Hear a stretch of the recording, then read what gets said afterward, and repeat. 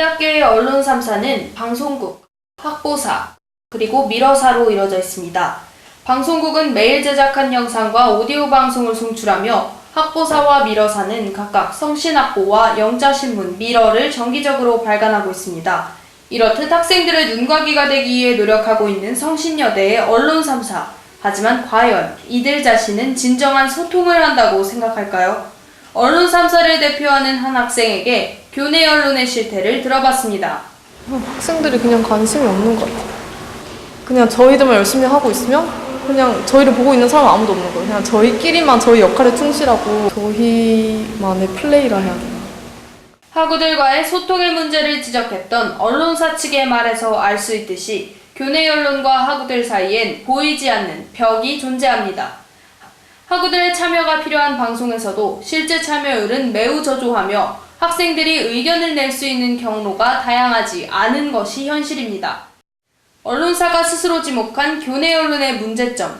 하지만 소통하는 언론의 중요한 주축이 바로 학우들인 만큼 학우들은 이에 대해 과연 어떠한 의견을 가지고 있는지 물어봤습니다.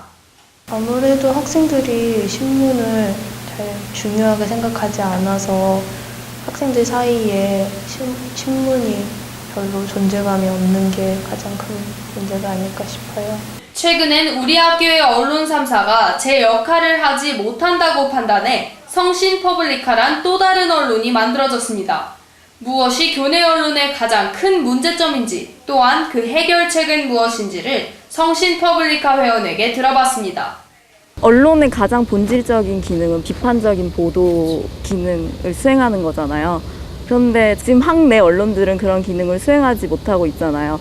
그렇기 때문에 지금 학교 내에 있는 많은 문제들이 굉장히 묻히고 있는 것 같아요. 3사에서 학교 내 문제들에 대해서 조금 더 비판적인 시선으로 바라보고 그런 기사를, 그런 방송을 지속적으로 만들려고 노력하신다면 지금보다는 조금 더 성신 퍼블리카는 교내 언론이 학교 기관에 속해 있어 학우들이 학교에 가지고 있는 불만과 학교 관련의 예민한 문제를 다루지 못하는 점을 지적했습니다. 그렇다면 다른 학교의 언론사는 현재 어떻게 운영되고 있는지 취재하기 위해 시립대와 상명대 방송국을 찾았습니다. 업무의 분담이었어요. 회의 때마다 계속 홈페이지에 대해서 이렇게 언급을 하면서 페이지를 관리하고 있고, 오픈 스튜디오를 하면서 학생들 앞에서 이제 저희가 이런 식으로 방송을 하고 있습니다 라는 걸 보여주는 형식이거든요. 행사를 또 해요. 그냥 거기서도 이제 사연하고 신청곡 같은 거 받아서. 그렇다면 타 대학의 사례를 능동적으로 수용하면서도 교내 언론이 앞으로 나아가야 할 방향엔 어떤 대책이 필요한지를 우리 학교 미디어 커뮤니케이션 학과 교수로 재직 중인 노동열 교수에게 물어봤습니다.